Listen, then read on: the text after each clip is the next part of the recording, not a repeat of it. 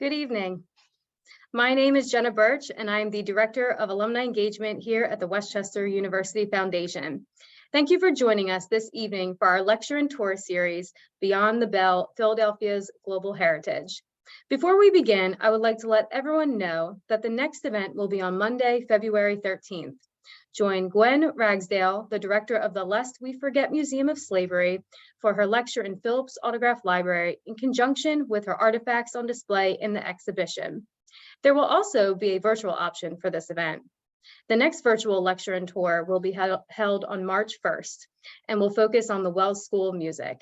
You can register and view the recordings of these events on the Alumni Association's website, wcualumni.org. Please remain on mute until the end of this presentation, at which time you'll be invited to provide feedback and questions related to the subject. For the best experience, we recommend having your viewing screen set to speaker, which will allow you to view the presentation in the largest format. This can be found on the top right-hand corner of your screen. Now, it is my pleasure to introduce Museum Director, Michael D. Giovine. Thanks, Jenna, and thanks, everyone. Welcome to our exhibition in the Museum of Anthropology and Archaeology called Beyond the Bell, Philadelphia's Global Heritage. I'm Michael D. Giovine. I'm a professor of anthropology here at Westchester University and also the director of the Museum of Anthropology and Archaeology, as well as the director of the Museum Studies program here, which is a minor degree program. So we confer undergraduate minors for museum studies.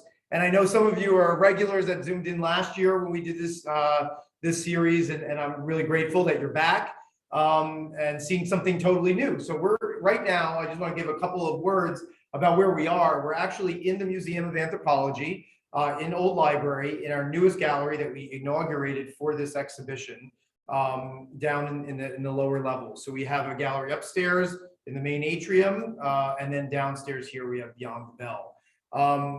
As some of you might know, this represents the capstone of the Museum Studies minor. This is entirely student co-curated by graduate students in history and also the Museum Study minor students. And this was a very, just like the 150, it was a very kind of ambitious exhibition. We partnered, and we're very grateful for the partnership with the Global Philadelphia Association in Philadelphia, who put us in touch with a number of great institutions and community groups in Philly, which then put us in contact with even more people to really put together a very large exhibition that really focuses on the heritage of Philadelphia. So before I introduce our guest speakers, I'll just tell you two words about the exhibition. We always ask the students, what's the big idea? What is it that we want people to come away with? What is it that we want you as a visitor in person or virtually to come away with here? And when we were thinking of the topic was very loosely determined ahead of time. When this went up, November 2022 was the 50th anniversary of the signing of the World Heritage Convention by UNESCO. What's important about that is that Philadelphia was actually our second World Heritage site. Or more precisely, not the whole city, but rather the Independence National Park, basically, Independence Hall and the Liberty Bell. When talking about what is it that we wanted to show here, what was the thesis, what was the main idea, students were pretty clear that it's really compelling, right, in this 1970s era, that Liberty Bell that stands for nationalism, Enlightenment era democracy, and everything else. However, the true heritage of Philadelphia goes way beyond the British kind of colonial and Enlightenment ideals. And the students really want to demonstrate here that really the true global heritage of Philadelphia is made by the interaction of diverse communities over time. So when we were talking about what that would entail, how that would look, part of the thing that we were thinking about was, hey, why don't we, we have the Italians over here and the Irish over here and everything else, but that didn't show interaction. So what you're going to see, and we have two great speakers today that we're going to take you around, is really like intersectional kind of exhibits on food and religion and sports and transportation and how different communities came together. So right now I'm standing here in the very beginning case, which features basically all of our Liberty Bell stuff. So this is the one case that really tries to hammer home that, look, this is really an important designation. The Liberty Bell not only stands for Philadelphia, which it does. I mean, I don't know we have this very cool AI camera that's going on here. You're going to see it'll split screens into a million screens and everything. But I don't know if you can see in depth, but you know, you have like the Phillies hat with the Liberty Bell on it. But then you also have, you know, about 8 different stamps just from the 20th century. We average a Liberty Bell on a stamp every 15 years, essentially, including the very first forever stamp that we all use now was what? It was the Liberty Bell, right? It's a symbol of Philadelphia, especially in these kind of tourism and transportation, brochures, but also symbol of America. And it's gone on such weird things like the John beer over here or a mustard jar. And of course, it was the big symbol of our bicentennial in 1976. And I know you can't see this, but we have a virtual 3D exhibition. You can visit all of this stuff afterwards. And Jenna can put it on the chat. It's wcupa.edu/beyondthebell. And you even have one of these keepsakes where at 2 p.m. on July 4th, 1976, people would all supposed to ring that bell, and then you can gift it to people. It actually says this bell was rung by, and you can put your name in and give it as a gift, as a keepsake for this momentous occasion. I'm sure we can go into a little bit more about how the Liberty Bell got its name, because it has to do with other communities that are in here in Philadelphia. But I do want to just turn it over to one of our student co-curators, Virginia Vintson. She's a master's student in history, and her master's advisor here is Ann Krulikowski, professor of history here at Westchester University and an expert on Philadelphia history.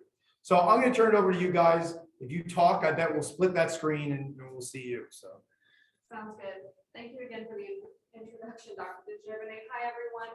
Once again, my name is Virginia Vintson, and I was lucky enough and honored enough to be able to work on this Beyond the Bell exhibit. It was been a great experience working with all of our partners and working with the Anthropology department in itself. This is a great program that we have that partners with our graduate students to give us that extra experience as we move forward in our professional careers. Right behind me is our Lenape hockey exhibit case. And one of the questions that we wanted to ask is, what was here before Philadelphia? And everybody knows the story of the walking purchase and the Lenape people.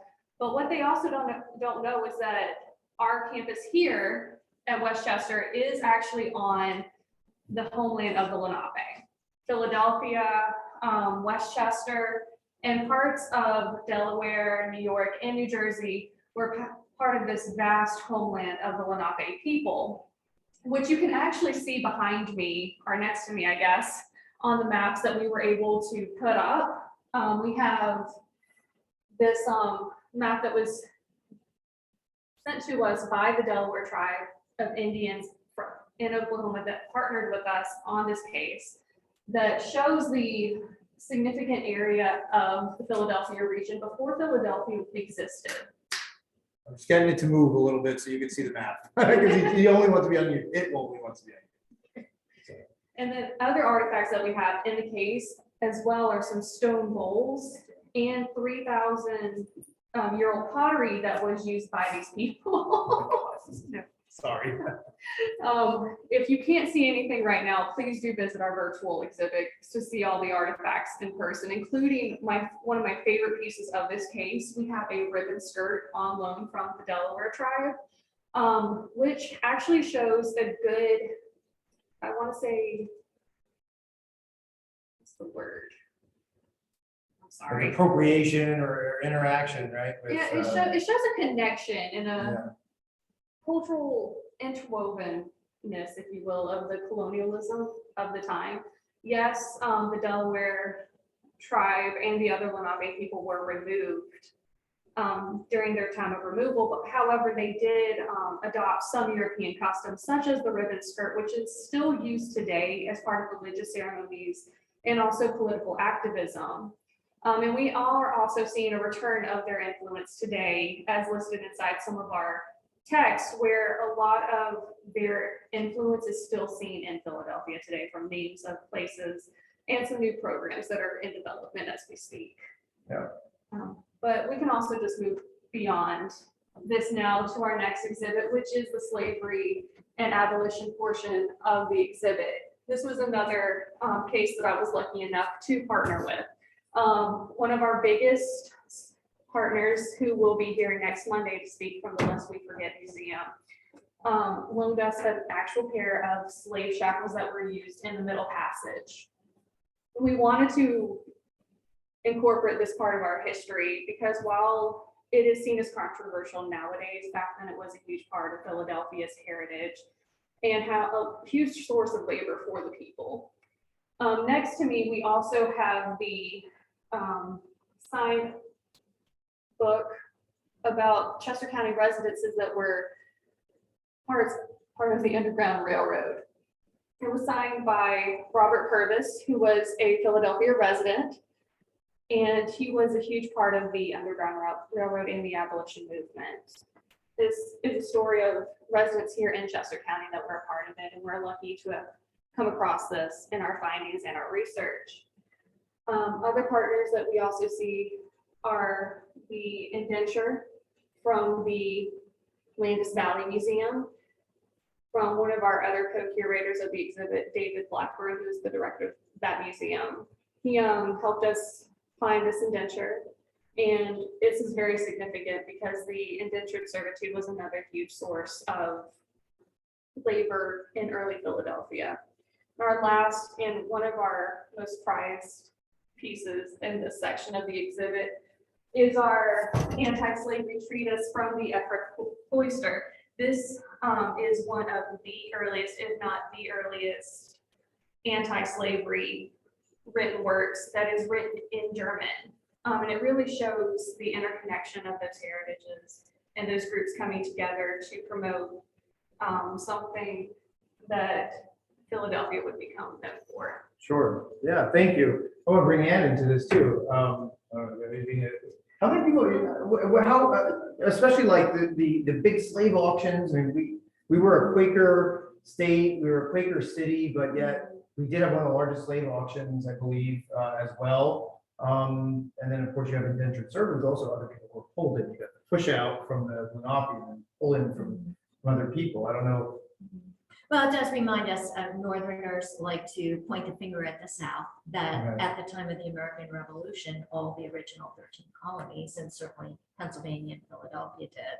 Although generally enslaved labor was used for different types. There were Sure. some on farms, but a lot like in stores doing urban work and things like that. So in a very different way. Although there were some tobacco plantations in area that is now West Philadelphia, not on the scale that we see in Virginia, Sure. but a lot of people aren't aware of that. Right. But in it, not to take away from the story of enslavement, which, as Virginia rightly pointed out, was a very important part of colonial Philadelphia. Philadelphia also had the largest free Black population during the colonial period.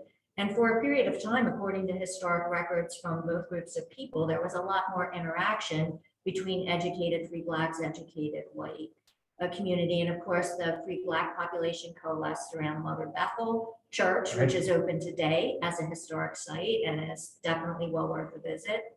And then in the early 19th century, of course, Black Philadelphians were instrumental in the abolitionist movement and the Underground Railroad. Sometimes white Americans take all the credit Sure. for that, Yeah. which is not the case. And there were opportunities for Black businessmen to become quite successful. James Fortin was the first Black millionaire in Philadelphia. He was a sailmaker. A few years ago, the Union League featured him in their little exhibit on the most important entrepreneurs in Philadelphia's history. Oh, that's cool. Yeah. The other connection with the bell is, of course, the term Liberty Bell. How did that come about? Yeah, that was the abolitionist movement. Right. Nobody called it the Liberty Bell until abolitionist leaders, I believe in the 1820s. Yeah, I think in New Started- York, but yeah. Started using it as a symbol of freedom, Right, of freedom for everyone. right, exactly. And then, of course, that Liberty Bell becomes instrumental too in World War I. They take it across the country to sell bonds and stuff. I mean, that bell really was a symbol of lots of different things, but the Yeah. original reason why it was called the Liberty Bell was abolition. Then it just gets into this in World War I, it gets this more nationalist kind of Yeah, idea. and then after World War II, it's put on the Freedom Train in Yeah, the early Cold yeah. War and travels around the country for people who aren't lucky enough to come to Philadelphia. To live in see it. Philadelphia. Yeah. And luckily, I'm old enough that when I saw it on my school trip, we were able to touch it, which Oh, people can't do. Well, right at these sites, right, you know, the Liberty Bell is part of the National Park Service, and Independence National Park. I do want to give a shout out to the National Park Service because they loaned us this whole exhibit over here, just as one whole. And this is a really important one. I really love this, not just because I'm in anthropology and archaeology, but also because this is all taken, these, well, 1, 2, 3, 4, 5, 6 objects were taken from the same dig. It's basically a trash pit, you know, from the colonial period that's dated around 1750. And it's where it was part of the dig, I believe, when they were digging the Constitution Hall, right? The Constitution Center. And what is important here is that you have representations from across the world of different communities. You have up here a Scottish wine bottle from Scotland, Chinese porcelain plate from China. You have these two in the back are from England, the chinois kind of style of Delftware kind of from England. You have a very rare Montelupo Fiorentino pottery, this green pottery. We only see a couple in South America as well, but they were obviously trading with Florence, which, you know, Italy wasn't even a country until 1871 when the Westchester was also founded the same year. So this was in a different period. And then over here, this is indigenous, but by that I mean like homegrown Philadelphia pottery that's actually made by a French Huguenot family. So you see, just in 1750, before we were even a country, right, as the largest city in America, we had this representation of trade networks and also, you know, immigration from across the world. So I think it's a really cool little exhibit as well. Yeah, definitely. Yeah. At the time the Declaration of Independence was written, there were more German speakers in the colony than English speakers. So the very next day, they started translating it into German because Right. they. I believe because the German Society has also loaned us artifacts over here, but going there once when we were doing the Berlin Wall exhibit, I believe the German group speaking people found out a day before the English speaking people that the Declaration of Independence was signed because the paper came out the next day, whereas it took 2 days for the English paper to come out. So it certainly was cool. And we're really grateful also for the German Society of America. There's a couple of things in here from them. So cool. And one of the, I was mentioning before, Yeah. one of the French philosophers at the Enlightenment, and unfortunately, I think it was Diderot, but I'm not sure, I would have to double check, mentioned in his writings that Philadelphia was the best poor men's country in the world. And that was partly, or in large measure, because of the diversity that was attracted here because of Quaker beliefs. They really did open it. And although it seems limited to us today, maybe to open a colony up to all Christians, that was quite tolerant at that time because the colonists were coming off of a period where European Christians were slaughtering each other for 150 years. Right. So to be open to tolerate any kind of Christianity was kind of a remarkable new experiment in the world. Yeah, absolutely. And here is the proof of that. Yeah, proof of that. Absolutely. Cool. Well, so we had to cart this thing around. So pardon us, with this, but we're going to move this. I should say, as you see, we are moving through an exhibit that even though we're in a big space, we purposely made this look like Philadelphia, right? Like the mess, confusion of Philadelphia. No, actually, another urban heritage of Philadelphia. This was designed by. We had one of our students was a designer and he does all the CAD drawings and everything. He pointed out that Philadelphia is the first urban grid plan in the Americas. This was part of the Quaker, this grand scheme of the founders, right? To make sure that we had this like very perfect city. And so what you actually see here is we're on a grid structure. The actual design of the exhibit's on a grid, just off to the side a little bit. So we have to walk through the street a little bit to get to our next area. All right.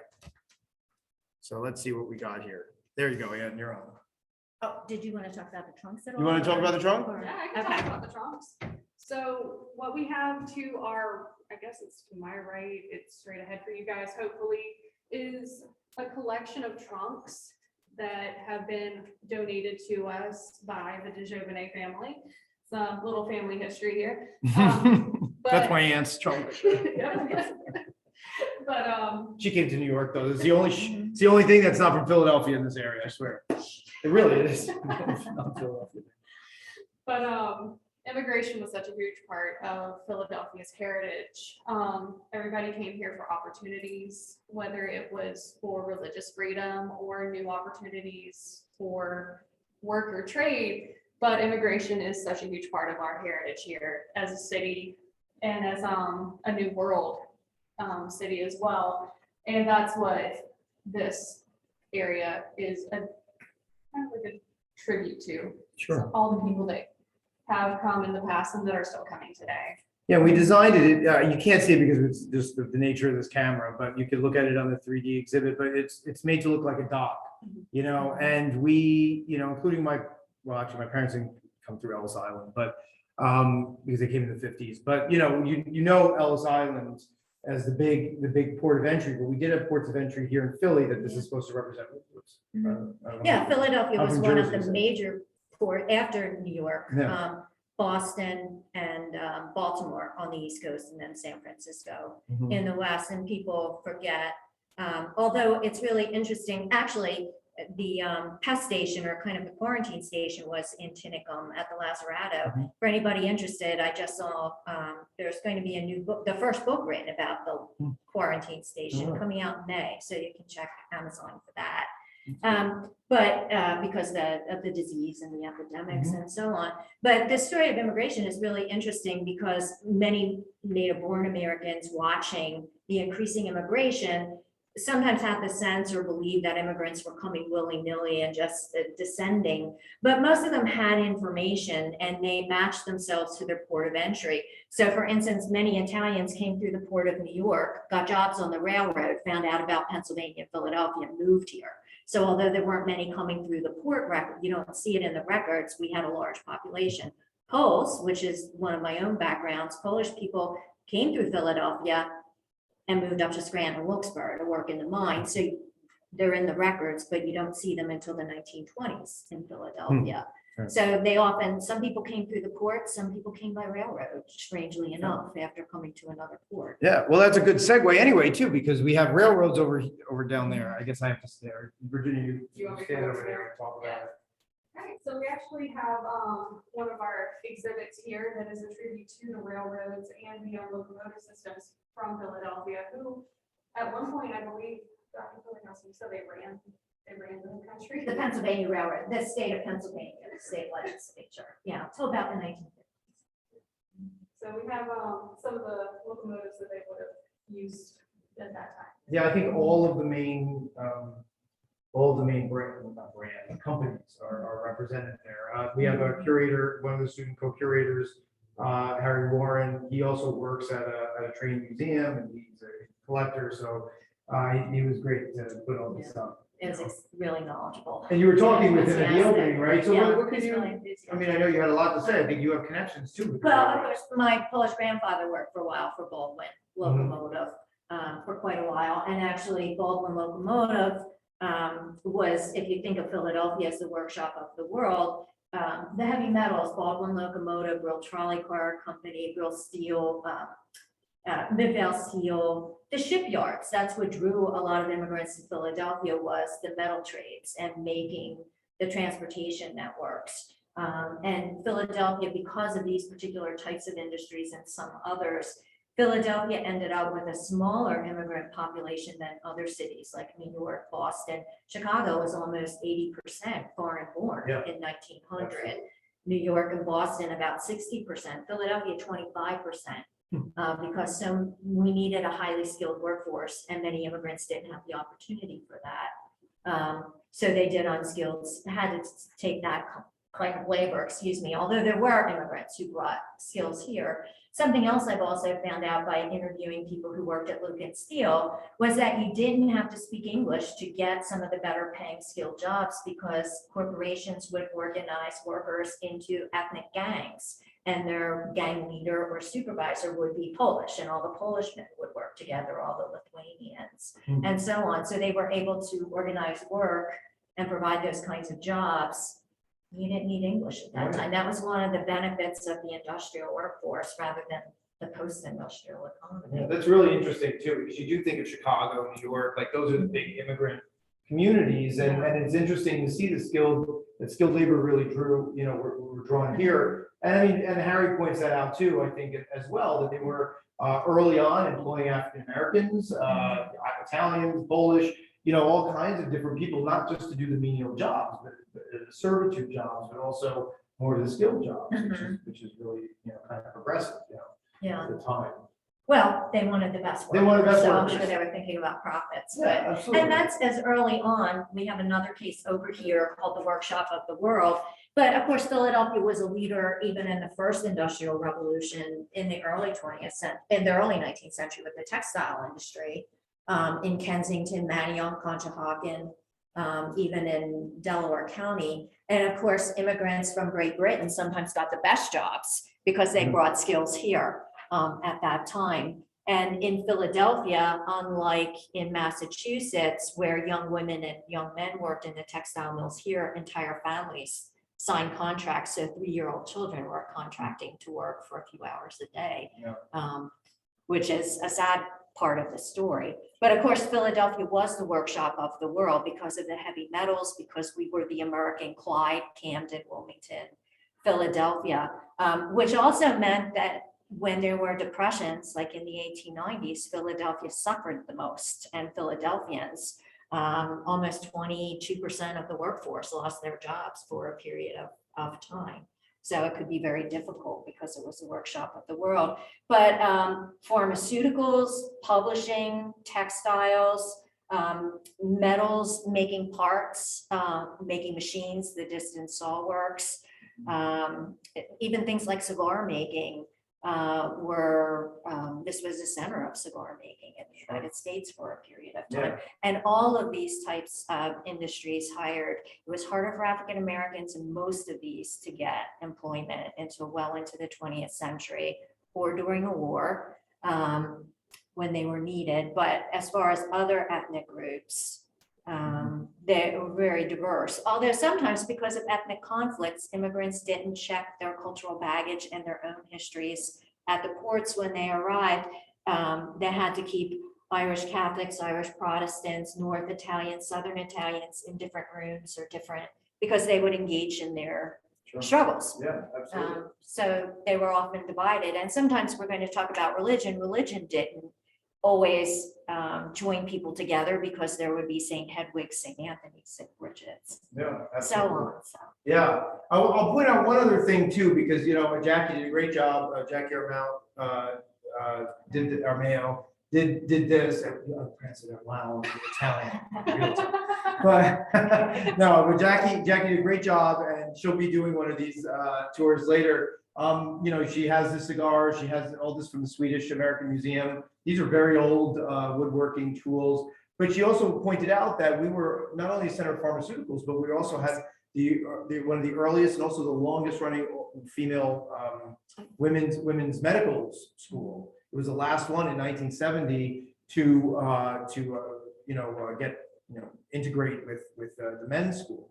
So we had that kind of diversity as well. We were having women for a very long time do medical professions, not just nursing, but doctors. It was just fabulous. The other thing I want to point out right here, this was loaned to us from South Street by Joel Spivak.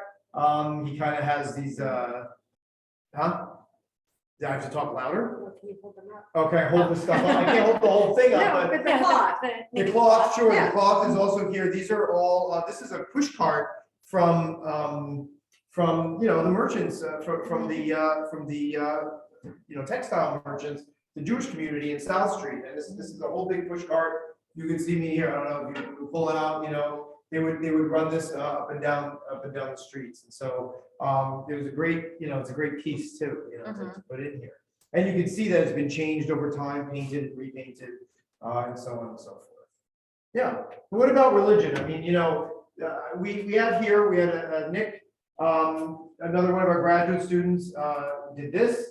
Now I have to get in front of it so it can move. We were trying. Sorry, I don't want to set for you. I'm just trying to get this camera to move over So, we have a number of different cultures represented here. I mean, we have beautiful shofar and a menorah from the Jewish community again. We have a good Muslim population as well. We have a beautiful Quran. We have an apsara, a rubbing from Angkor Wat to represent the Southeast Asian community. This is actually my mother. So this is there 2 years ago. And studied an abroad. Angkor? Yeah, Oh, study abroad. oh, great. Yeah, my first book was on Angkor. Yeah. And I actually did research among the Southeast Asian community for some museums in Philadelphia and see how they could be better engaged with there. So I really wanted to put this in. So my mother-in-law collected this when she was in Vietnam during the war in the 70s.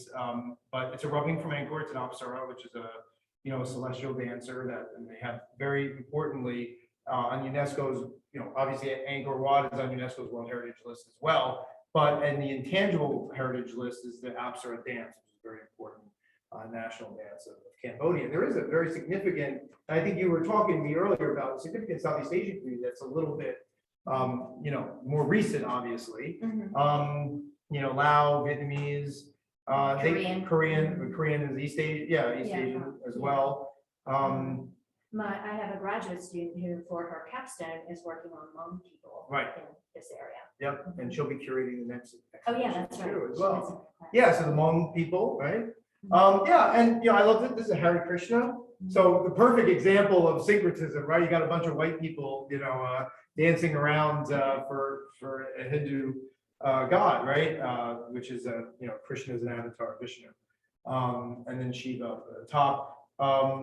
The Japanese community is represented by the Shokei Kaisu, which is a gong that marks time for meditation. And then this was loaned by a Ukrainian in our community. This is Volodymyr the Great, who Christianized Ukraine. But of course, when he came and saw this, he said, I didn't really intend it to be in a religion case because it's really a national symbol more than even a religious symbol. He becomes this giant statue is outside of Kyiv. So, we also remember the Ukrainian community is pretty significant, relatively significant here. And, obviously during 2023 that we're in right now, there's the war going on, and we definitely wanted to have them represented. So, Yeah. But where are my Catholics? I'm a nice Catholic boy. What are we doing with the Well, of Catholics? course, many Vietnamese now, a lot of Catholic parishes say mass in Right. Vietnamese. Absolutely. Yeah. Catholics are represented on the other side. That was so we're going to pull this thing around really quickly. We were fortunate to partner with the Archdiocese of Philadelphia, who loaned us, and then also the Sisters of the Blessed Sacrament, who loaned us second-class relics from St. Catherine Drexel. So I don't know, let's see if I can move over here. I don't know, do you know anything about the Drexel family? Well, I'm sure everybody listening has heard about the Drexel family, and you know that, I think it was Catherine's uncle, Anthony. Is her the uncle. Drexel Yeah, University. and if you've seen Disney, The Happiest Millionaire, that's about Anthony. And of course, he founded what was Drexel Institute, now Drexel University, to make education accessible to working class Philadelphians. And in her St. Catherine Drexel's religious vocation, becoming a nun, founding the Sisters of the Blessed Sacrament, she too made that order focus on education, although in her case, education for Native Americans and African Americans. And that order founded about 65 schools in the United States, including, and let me move over, including Xavier University in Louisiana, which of course is a very Catholic state and still has state law based on Catholic parishes and so on like that. Xavier University was the first Yeah. HBCU that's Yeah. Catholic. Yeah. And so we do have, one of the things you see here is kind of weird, maybe if you don't recognize her, there's a lot of these sort of creepy nun dolls. They have like a huge amount down in the basement of the order, but they all have broken foot. We didn't break it, right? But that's representative. That's very representative of St. Catherine, because she was very wealthy, but she gave all her money away, and she lived a life of poverty. And very famously, she would wear her shoes until they just simply couldn't be worn anymore. They're all broken up. So we do have a pair of her shoes. So for us Catholics, that would be a second-class relic. It has certain spiritual powers. her cincture as well, with the three, she actually took the Franciscan, the three vows from the Franciscans of poverty, chastity. I don't know, loyalty or something, would be, you know, that's also hers. And we do have from her, the flagship school in Philadelphia for African Americans. We have the brochure, which I think it did close now as well. I love this rosary. I don't know if you know, what is this made out of? Olive pits. Olive pits. From So, Jerusalem. yeah, I love it. I love it. There were so many rosaries you could have chosen. And I took these olives. I said, this is what I love them. Pilgrims, when they go to Italy or the Holy Land, they're often told by tour guides, olive trees are an ultimate, kind of Christian symbol, not only for like, the Old Testament, Noah's Ark, and, when the land was good again, the dove comes back with an olive branch. But olive trees, they always kind of say, are made for charity, because the father who plants the olive tree will never see the fruit of that olive tree. It takes a generation or a generation and a half for the olives to actually grow. So he's doing it for the next generation. And so that kind of idea of charity, of selflessness, of course, is embodied in St. Catherine, but I've never seen them made out of the pits, the trash of the olive, and that's so St. Catherine as well, this kind of like, we're going to use everything. So I thought that was a kind of a cool thing. So when she was canonized by the Pope in 2000, I think, I'd have to read it, she became the patron saint of racial justice and philanthropy. Yeah, absolutely. And she was the first Philadelphia-born saint, second American saint. And again, we also have St. John Newman, who's also from Philadelphia, so we're pretty well represented, but he was born abroad, so he's not an American-born saint. All right, well, we could, let's move on a little bit. I mean, there's obviously a lot of art that we could talk about. We're going to do a whole other talk on art in another time. You're taking it. Okay. Well, let's wait for this to get a little situated. Is it on the case? It's on one hat. It's on one hat. Well, Let's see if Virginia. And oh yeah, here. there we go. All right. Well, like the city. It's on. All right, like the city itself, sports is probably our biggest case. The student that worked on this, Alden, really wanted to show not only how major the sports are nowadays, but how influential sports have always been. And we have a lot of different artifacts and relics from a lot of minor leagues as well. So we have, I think these are all baseball hats from the different sports teams. Negro League. Actually, all the ones on the left, the three on the left, which are signed, and the one with the baseball bat and the baseball and the plaque are all from different African American leagues, black leagues. And that was really important too, because the African American and the Negro League communities helped influence the international teams abroad, like in Japan. And then we also have the Hebrew basketball. The spas, SPAHs. Yeah. As well. And Dr. Krulikowski, I remember you saying before when we were talking that the railroad would actually hire the sports. I've interviewed quite a few people who their fathers were in the 20s, 30s, 40s, that not just the railroad, Midvale Steel, a lot of employers, kind of in a paternalistic way to offset the appeal of labor unions, would try to do a few things for their employees. And a lot of the immigrants really latched on to baseball. And so a lot of the companies sponsored baseball teams. They'd, even if they made the playoffs, give them a few hours off or a day off to play. And so people have told me that their fathers or grandfathers were hired by companies because they were shortstops or catchers or something like that. And many Philadelphia ethnic neighborhoods had teams as well. And I've seen in the major papers, they had seasons, and the newspapers reported their games and they drew crowds because they were much more accessible. And it was, I won't say it was cheaper than the major leagues, because this was a time when stadiums were in town, and you might Google and see the great pictures of people lined up on the roofs of row houses watching the games in Shibe Park and so on, which is not the only reason, but one reason why the stadiums moved farther away. Right, exactly. So people could get And free seats. And of course, they modernize, right? So you Right, have yeah. here, I don't think you could, I don't know, actually, you can see them. So you have the vet, a chair from the vet, and two from the Spectrum as well. So, obviously everyone was grabbing stuff when they were knocking those down to build the link and Citibank Park. But we do have, and we're constantly in creating new stadiums. And I mean, you can also see the appeal too in the various, I mean, these are just some of the banners that we have, but of different kinds of sports, different kinds of appeal to different groups. Different soccer, football, hockey, those are all appealing to different ethnic groups as well. Yeah. Mhm. Yeah, Philadelphia was also, there were other sports that weren't team sports.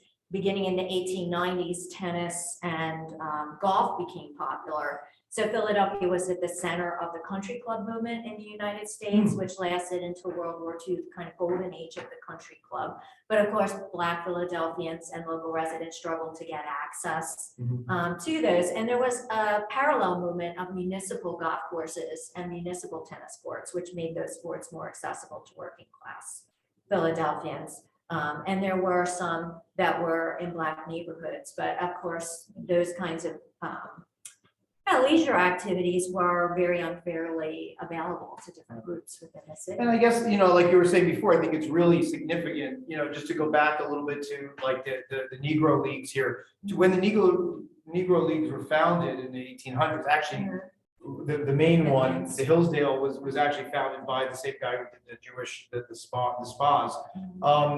They two out of the three teams that are the original teams that were playing were actually from Philadelphia. They were from Hillsdale, so the Derby Daisies, very famous, and some other ones. So I mean, I guess you get these different neighborhood groups, and they're obviously racially and ethnically divided, and then they kind of coalesce as time goes on. Yeah, I've had people that I've interviewed, they bragged about going, white ethnic people bragged about what Negro League player lived in their neighborhood. And so the Negro Leagues drew big white crowds or mixed crowd. Sure. Cool. Sports seems to have been a little bit more of a unifier than religion, actually. Well, everyone's unified now with the Eagles. So Yeah, let's go hope it.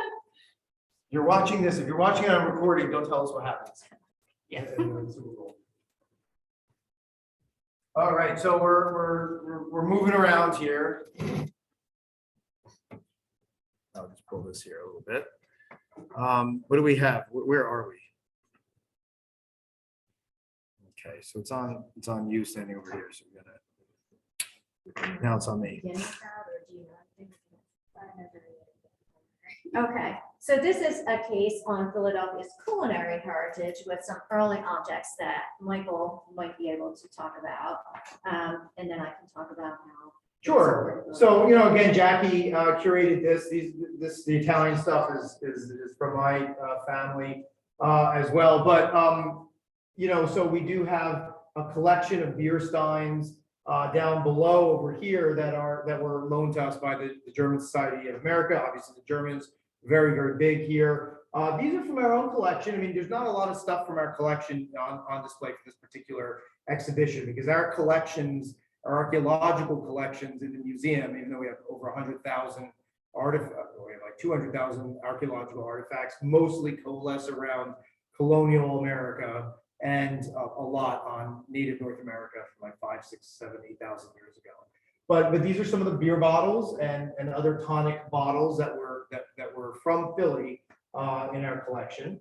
We have the Chinese, and also just in general East Asian and South Asian communities represented by the Chinese tea that's on display. And then what I like about this, for Italians, obviously we're very known for food. That's part of the stereotype. But all of these are actually made and patented, even though my family in Italy uses these things, made and patented in Philadelphia. So Giunta patented a particular kind of pasta maker that you see here. So that's a Giunta from the early 1900s.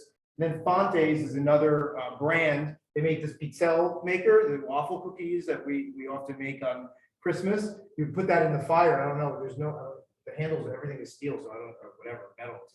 your gloves. Yeah, I guess you'd have to wear gloves. And then this is a guitarra, so a guitar is what it's called. But really, these strings, what you do is you'd make a spaghetti alla chitarra, a very thin spaghetti that you would put like a big strip of like a fresh lasagna strip and then roll it, and all the spaghetti would fall down. Also by Fonte. So even though this is very traditionally Southern Italian kind of stuff, it was made and patented here in Philly. Yeah.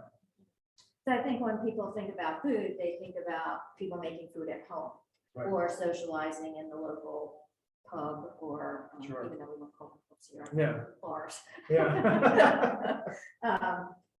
Or drinking at home, but of course, another role that food played, it provided jobs for many immigrants. The city didn't work, modern cities didn't work without provisioning people with food. In 1900, Philadelphia had almost 6,000 local grocery stores. There was one basically for every 2 blocks, and the great majority were owned by immigrants. And one thing that they did was they often, even after the Pure Food and Drug Act, which encouraged packaged foods, they provided their own cultural foods. And people, I've interviewed people and done some research, would come to get German lunch meats or Italian foods, even though they weren't German or weren't Italian. Right. So food was one way that people made a living, clung to their own culture, but also shared their culture with other people. Sure. in the city. And I think today, you know, that food does draw people together. You were standing over there and it flashed on for a second. We actually have this great horseradish grinder, you know, from South Street by this guy named Abe. We have a whole oral history of him. He was the last of many food merchants that would be on the streets, and he was a Jewish horseradish grinder. So on the high holidays, they would talk about up to the 1970s.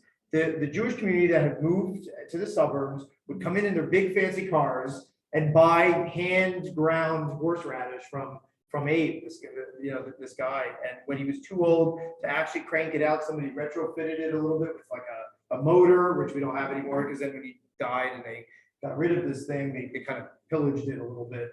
But those kinds of things, right? You have the community coming back. I mean, the Italian community is not really there as in the way that it was. They come back to the Italian markets even today.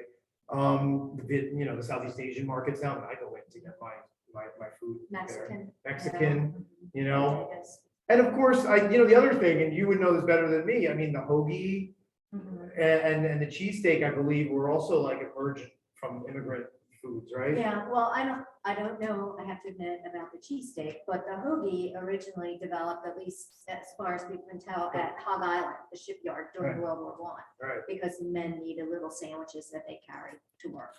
Yeah. So, And by the Italian, I heard even the Italian communities or whatever. I'm not sure, you might know. Yeah. You might know more. No, I don't know. I'm a Jersey Italian. North Jersey Italian. And where is that, Jersey? Jersey? Where's that? North Jersey. We do the Giants. Not familiar with that. So what do we have here? All right, is it gonna flip over here? Yes. All right, so what we have to my right is actually our festival and celebration exhibit, which you can't talk about Philadelphia without talking about the mummers. It's probably one of the best, most well-known events that happens here in Philadelphia. I just watched my first mummers parade this past January, and let me tell you, that was an experience. However, we don't just have the mummers on display here. We also have a t-shirt from the Chinese Lantern Festival, which you guys are not able to see on the screen, but please do check out our virtual exhibit. What you can also see though, in the very back corner right here on loan to us from the Swedish Historical Museum, I'm sorry, is a flower crown and maypole that is used to celebrate one of their celebrations. And the Swedes, they're one of the oldest. Yeah, of course, the Swedes want us to remember that they were here before the English Quakers and William Penn. They came in the 1620s. And they created the Swedish American Museum at the time of the sesquicentennial in the 1920s, because many Philadelphians of German and Swedish descent were a little aggravated at all the attention that the English heritage got. And so in competition, they invited Queen Christina and established their own museum. And then also one of the other celebrations that we do have on display as well is from our bicentennial celebration that the city of Philadelphia hosted as the hallmark celebration of the country's 100th anniversary. So let's see what happens during the 250th. It's Coming up. birthday. It'll be here before we know it. Let's see if we can give you guys a little bit of a closer view. I'm trying to move it to the pop culture. Okay. Oh, there we go. I think we got a clear shot right there. Oh. It's okay.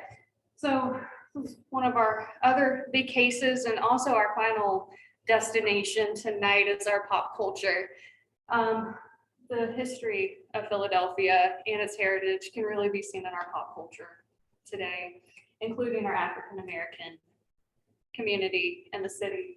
One of the highlights that we have on display is the Fresh Prince of Bel-Air, who was born and raised here in Philadelphia, like in the theme song. We also have American Bandstand, which was originally shot here in Philadelphia before it was moved to Hollywood. Letters from Edgar Allan Poe. We do have a little Rocky statue that you can't really see, but you can't think of Philadelphia or even the Museum of Art without thinking of Rocky. We also have the Declaration of Independence, which not only has historical value, but also has a lot of commercial value thanks to Nicolas Cage and National Treasure. And we also finally, I think you can see him a little bit, is the Pope Pizza Box. One of our, I want to say the last, But when did he come? 2015, was it? Was it 2016, 2015, something like that? Yeah. Yeah. I got a pizza delivered and that was a box and I said, I'm not throwing that box out. It's definitely an artifact. It's a keeper. Yeah. And it's got the nice skyline on it. Yeah, it has a Philly skyline, Recognizable everything. It's buildings. perfect for it. But you know, American Bandstand, I mean, this was shot in Philadelphia originally before it moved to LA. I mean, the Walnut Street Theater was one of the earliest theaters Yeah. around. Mario Lanza, quite a few Italians, Yes, South absolutely. Philadelphia. And Soul Train wasn't shot here, but Philadelphia was one of the 3 markets where it was most popular. Right, Yeah. exactly. So, I mean, you know, what we're trying to do with the student, Katie was trying to do here is also to kind of give you an eclectic kind of look at, you know, what are the ways in which Philadelphia packages itself and has integrated itself in pop culture that goes beyond the bell, you know? You're actually standing right in front, of an actual, well, you couldn't see it anyway, I don't think, this flag by Sherwin-Williams, the paint company that we buy our paint from. I'll give that shout out to them because they gave us this flag. The manager was wearing this shirt with this insignia on it, and if you can see it, it's the Liberty Bell with the Rocky statue holding the Stanley Cup. You know, and I said, I need this. I need your shirt right now for the exhibit. She said, I'll give you a flag. But I mean, apparently every Sherwin-Williams area has their own little flag. When they get together at their conferences, they kind of all have their own symbols. But it's a nice way of integrating lots of different pop culture references still with the bell as well. So I do see one thing that was overlooked though. yes, Where's the soft pretzel? I know. Well, that's the other thing. Soft pretzels, the hoagies, the tomato pies, and then what else do we have on? So we got that all for our opening. We had it all catered, and it was all that food. And then the hostess, tasty cakes. Oh, yeah. Tasty cakes we had as Yes. well, right? So, Here's ice cream. yeah. So anyway, so I guess, there's definitely more here. We have a rare Ukrainian bandura, which is an instrument, and some other musical instruments. We could save that for the next, talk, because we're going to hear all about Philadelphia's musical heritage, especially given these kinds of areas, like how is music integrated in sports and how is it integrated in the labor force and things. The dean will be there speaking as well, hopefully with a professor who actually teaching a class this semester on Philadelphia's musical heritage. And so all the students are working on, they've used this space to kind of study some information about these different areas of Philadelphia, and they're going to prepare something for us. So I hope you zoom in on that, which is, I believe it was March 1st, if I'm not, yeah, Jen is shaking her head, so. That's good. Yeah, she's shaking her head. Okay, well, I think we've had a good time, so it was fun going through this. Yeah. Are there any questions or anything? I know we went a little long. This is our first one, so it was still working out the details. Jenny, Feel free to unmute and ask questions.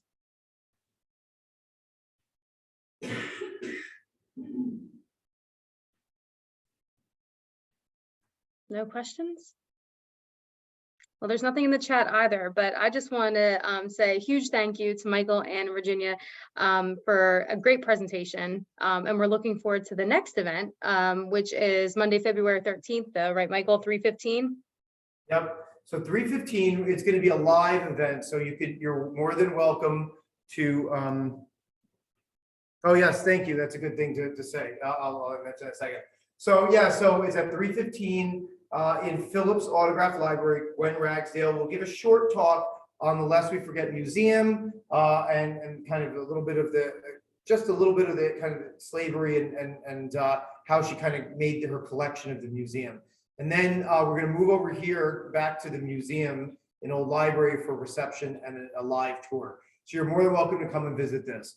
Some people were asking, when is this open? How long is it open? So this is right now, it's open till the end of the year, the academic year. So in mid-May, we're going to close. We're still working out the opening times. We have to have somebody in here, kind of like a security guard in here at all times. So the students will be here. It's usually going to be open probably 3 days a week.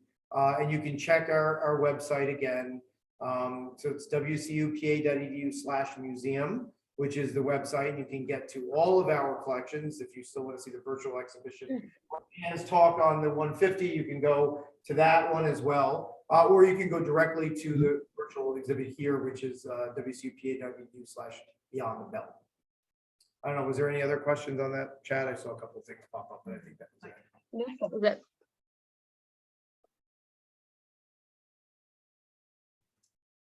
We all have to be like, what is this role? Like, 2 years of Zoom, we're all gone. We could see the exhibit rather.